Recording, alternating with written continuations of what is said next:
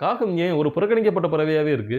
சொல்லப்படக்கூடிய கதைகள்ல கூட அந்த காகத்த சிறுமைப்படுத்தி தான் நெறைய இடங்கள்ல நம்ம பேசிட்டு இருக்கோம். வழிபாட்டுல கூட அந்த காகம் வந்து இறந்தவர்களுடைய படையல சாப்பிடக்கூடிய அளவுல தான் நம்ம அந்த காகத்த வச்சிருக்கோம். எல்லாரும் மதிக்கக்கூடிய பருந்து.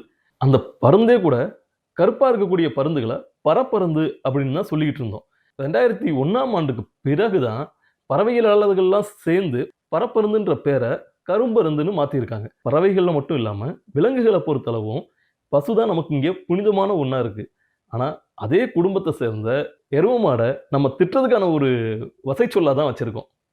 அதே போல தான் பன்றியும்.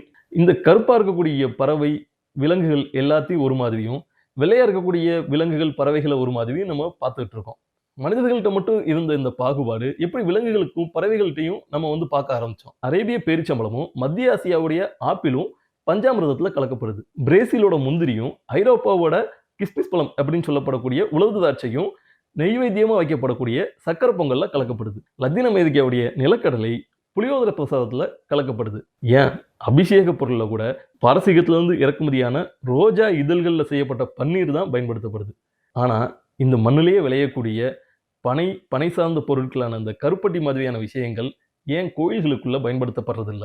வெப்பமண்டலத்துல கருப்பா இருக்கிறவங்களும், பனிப்பிரதேசத்துல இருந்து ஸ்டெப்பிள் புல்வெளி வழியா வந்த சிகப்பா இருந்தவங்களும் இங்க என்னவா வாழ்ந்துகிட்டு இருக்காங்க?